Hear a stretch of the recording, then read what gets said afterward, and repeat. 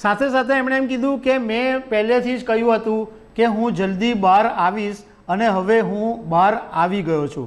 હવે હું ચૂંટણી પ્રચાર કરીશ અને તાનાશાહી સામે હું લડત આપવાનો છું।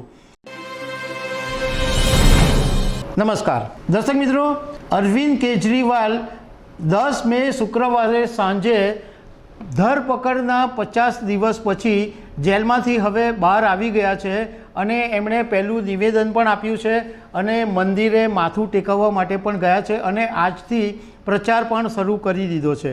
તો એના વિશે હું તમારી સાથે વાત કરીશ। મારું નામ રાજેશ શાહ છે અને તમે જોઈ રહ્યા છો ખબરછે.com।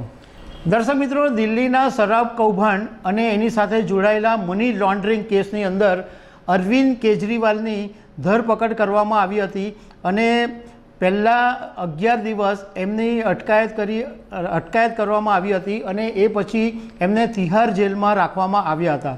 તિહાર જેલની અંદર અરવિંદ કેજરીવાલ 39 દિવસ સુધી રહ્યા અને 10 મે શુક્રવારે સાંજે 6:55 જેલમાંથી બહાર આવ્યા ત્યારે આમ આદમી પાર્ટીના કાર્યકરોએ તેમનું ભવ્ય સ્વાગત કર્યું હતું અને જેલમાંથી બહાર આવ્યા પછી અરવિંદ કેજરીવાલે નિવેદન આપ્યું હતું અને એમ કીધું કે હું સુપ્રીમ કોર્ટનો અને સુપ્રીમ કોર્ટના ન્યાયાધીશનો આભાર માનું છું। એમણે એમ કીધું કે તાનાશાહીથી દેશને બચાવવાનો છે અને 140 કરોડ લોકો તાનાશાહી સામે લડવું પડશે। સાથે સાથે એમણે એમ કીધું કે મેં પહેલેથી જ કહ્યું હતું કે હું જલ્દી બહાર આવીશ અને હવે હું બહાર આવી ગયો છું। હવે હું ચૂંટણી પ્રચાર કરીશ અને તાનાશાહી સામે હું લડત આપવાનો છું।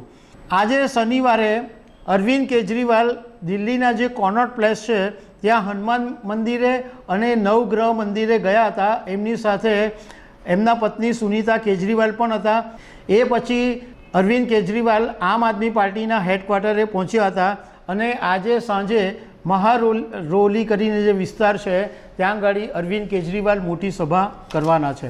મતલબમાં આજથી એમણે પ્રચારના શ્રી ગણેશ કરી દીધા છે અને સુપ્રીમ કોર્ટે એમને કીધું છે કે 1 જૂન સુધી તમે બહાર રહી શકશો, 2 જૂને તમારે સરેન્ડર કરવાનું છે।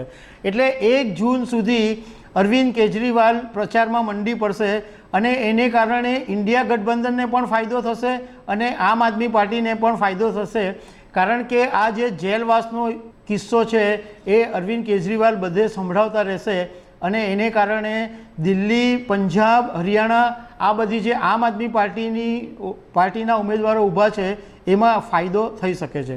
તો દર્શક મિત્રો, આવી અનેક વાતો સાથે અમે તમને મળતા રહીશું। Thank you very much.